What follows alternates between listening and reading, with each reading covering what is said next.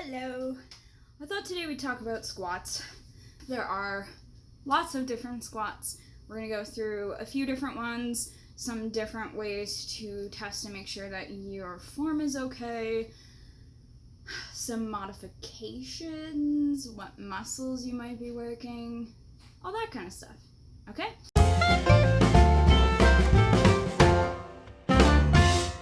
I just had a jazz audition and then I did a workout, so I am in all my sweaty clothes.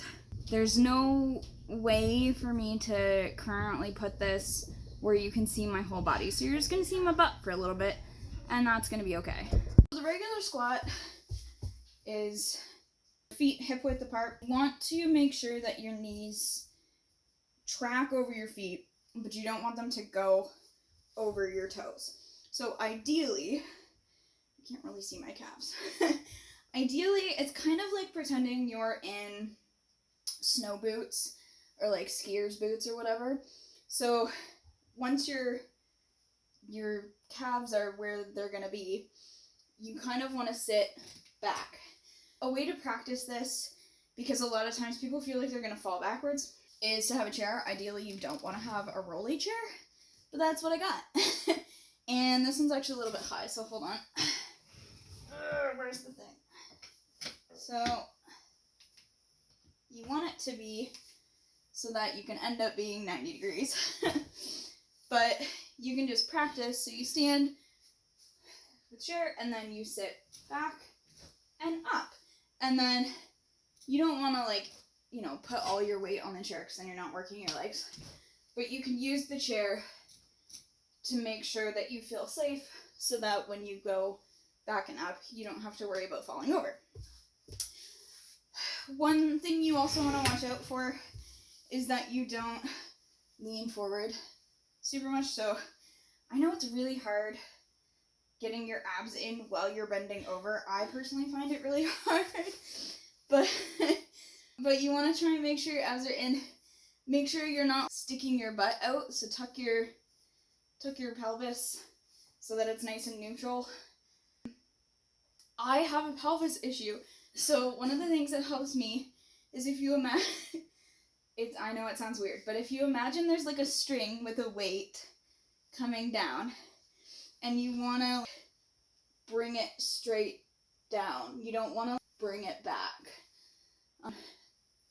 Okay? Putting your weight in your heels helps a lot. A lot of people find it a lot easier if they have their hands kind of up so that they can counterbalance, but they're not leaning forward. So that's helpful.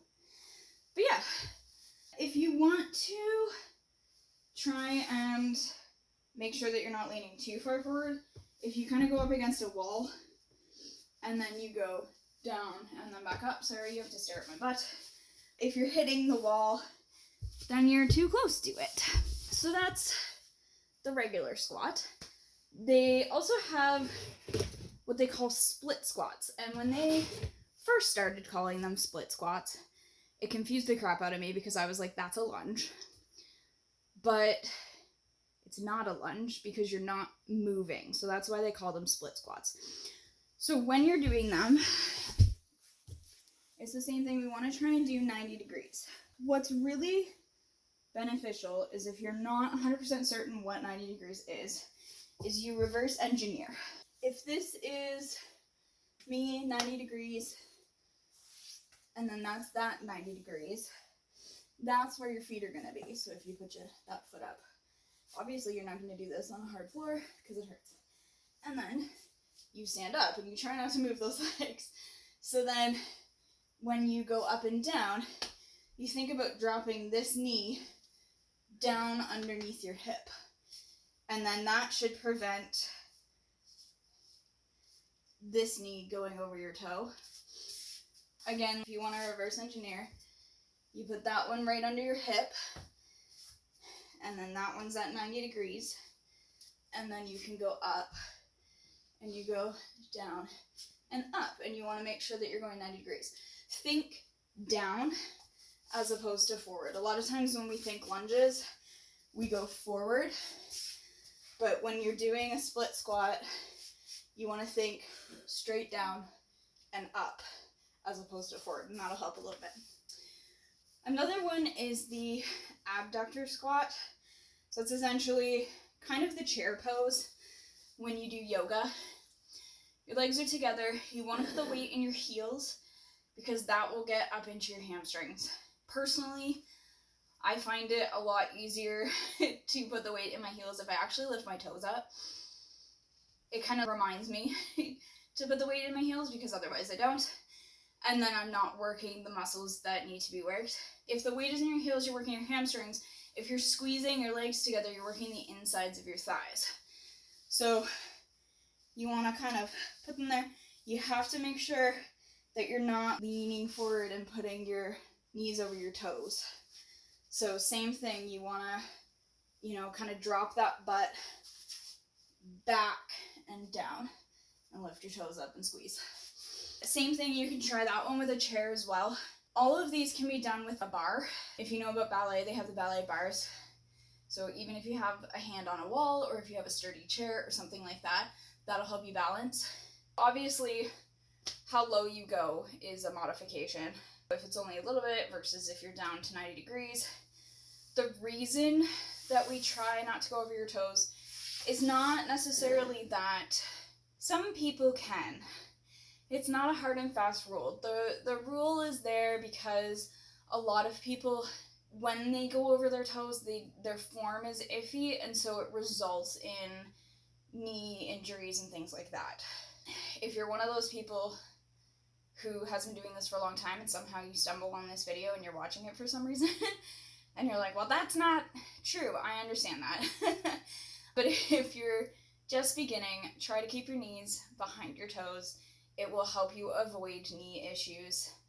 As you get more advanced, you can do some research and get into what the difference is. Some of it's flexibility. A lot of it is tracking to make sure that your knee is actually in line with your foot. If you're bending down and you can keep that in line with your feet and your hips all the way, that's great. A lot of people will find that their knees will start doing this, especially if they're doing it fast. So they have to do it slow in order to control those muscles.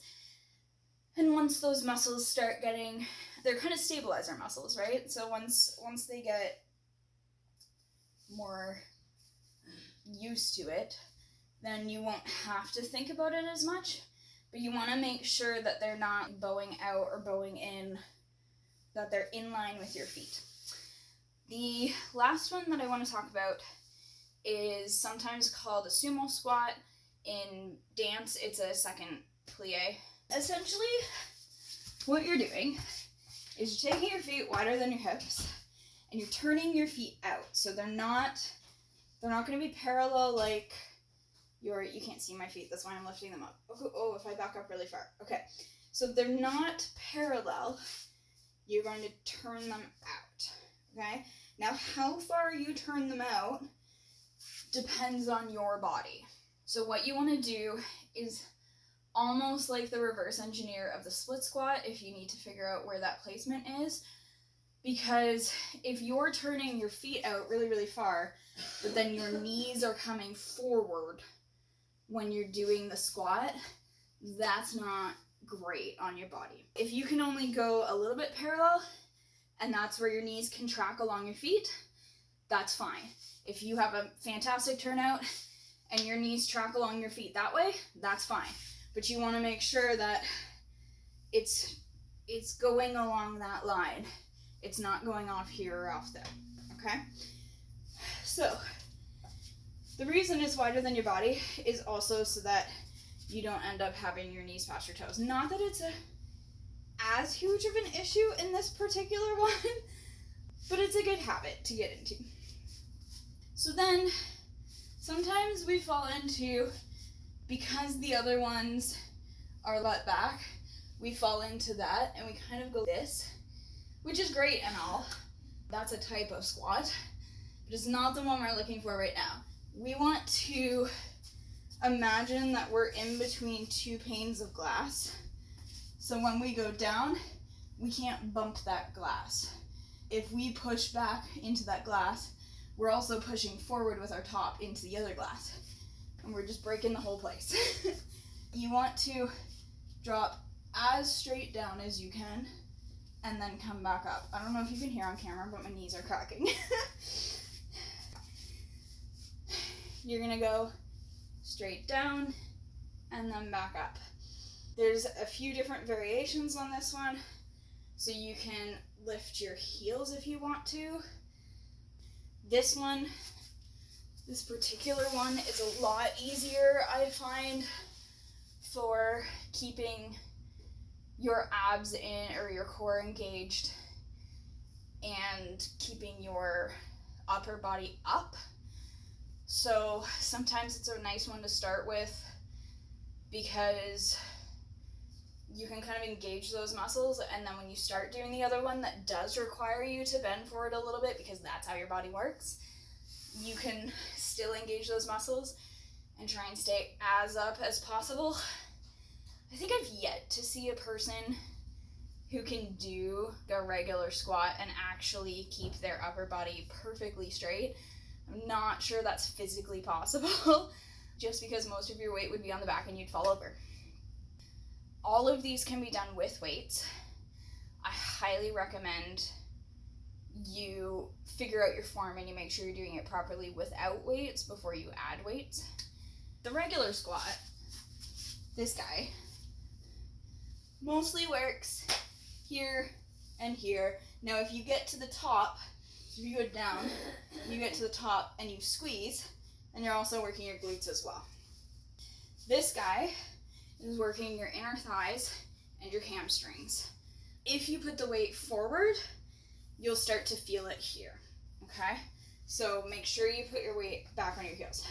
Sumo squat, if your knees are turning in, you'll start feeling it right here, which is really uncomfortable. So make sure your body's upright. The more upright you are, the more of your inner thigh you're going to feel, which is great because we don't have a lot of moves that use that inner thigh. So once you kind of plop your pelvis back or forward so that it's kind of neutral, and then you sit up straight and you have your knees tracking, it's gonna work all along in there instead of up here, which is great and quite painful. But yeah, so we already talked about mods. You can do them with chairs, you can do them holding onto things. You can change how high or low you go. You can do certain squats on one foot, which is really hard. So you can do, obviously, just same thing. You lift a foot and you squat down. That one will be definitely harder on your knees. So make sure that your form is nice. Don't go as low at first. What else? I think that's it for today. So if you have any specific squat questions, put them in the comment section below and I will get back to you. If you have another exercise you would like to discuss possible variations of, toss that. Literally toss anything in there that you would like to see so that I don't have to keep coming up with ideas. But no, mostly because I want to make sure that you have videos on things that you want and not just random videos. So like, subscribe, click the little bell button to let you know when a video is popping up, and I'll see you next week.